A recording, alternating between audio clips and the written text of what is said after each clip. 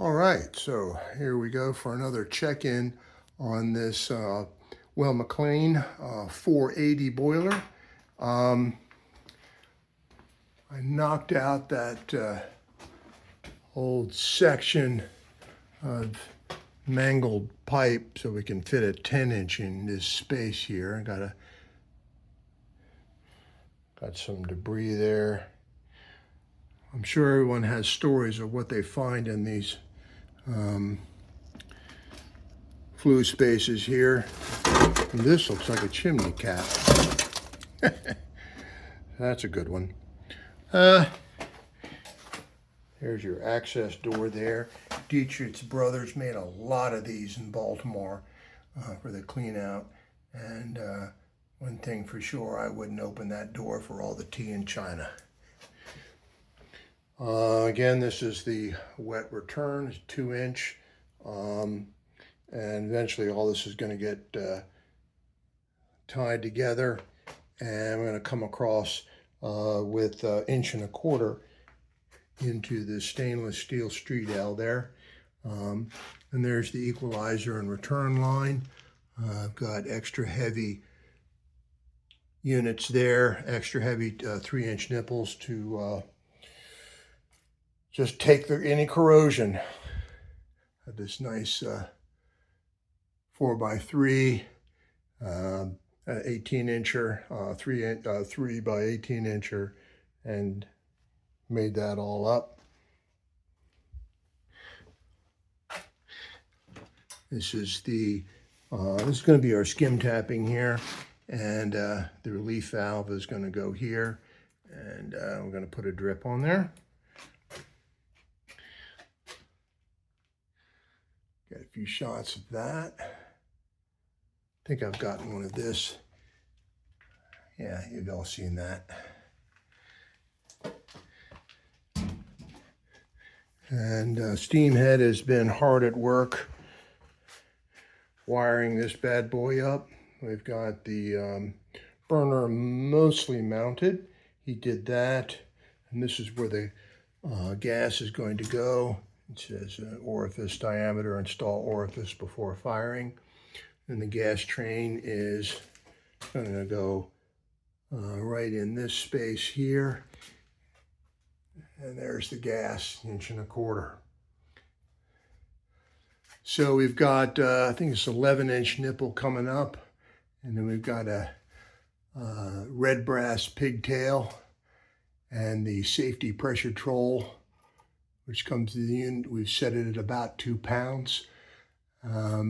We got a gauge here which shows twice the maximum working pressure that the system is operating. 15 is the maximum before the relief valve pops off, and so it must show twice the working pressure. That's why the gauge can show 30 pounds, but actually you're operating in that range right there. The gauge can be removed, and you can blow through here to make sure the pigtail is clear. And this is a 16-inch nipple, I believe, coming up out of the boiler into a pigtail. And the pigtail must be oriented in this plane because that is one of the remaining mercury vapor stats that are available. And this particular vapor stat cannot be turned up above 16 ounces or 1 pound. And we got your differential, which we want to probably put fairly high so that we not have too much short cycling. And we got a 3-pound pressure gauge there. So the actual pressure the system is going to operate is going to be in this middle third at most. This, of course, can be, the gauge can be removed and then the pigtail tested. And the reason why you want to have this pigtail oriented in this way when you're dealing with a mercury unit is that when this heats, it will tend to move back and forth. This will tend to open up like a Burdon tube, like that.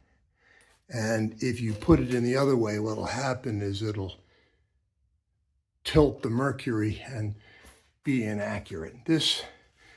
The old, the newer micro Micro switches, they don't really care. So we've got the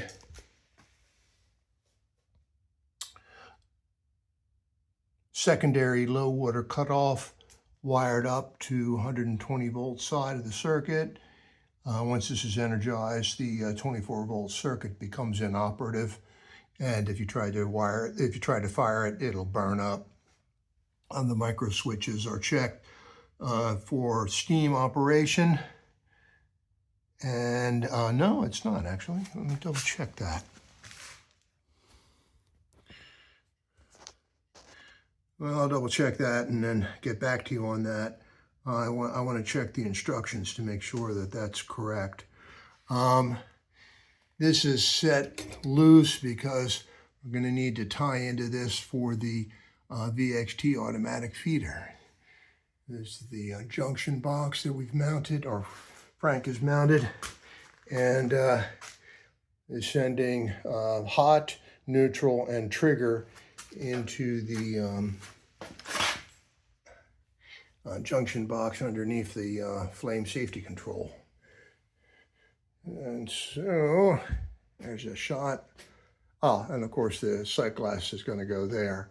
And we're going to put our drain there, probably on a 1/4 inch, 1/4 inch street 45, and come out with the blowdown valve and run a hose into the bucket there.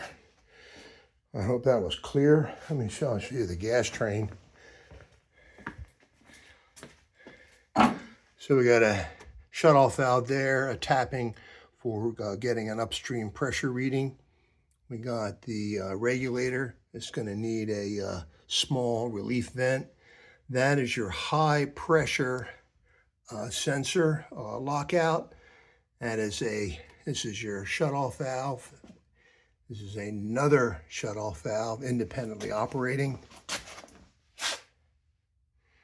And then this is a low pressure lockout safety. And then a downstream valve. And then this is where where it's gonna get tied in, and there's gonna be a 90 going down to the burner. Let's see, we've got some parts in here. Let's go check.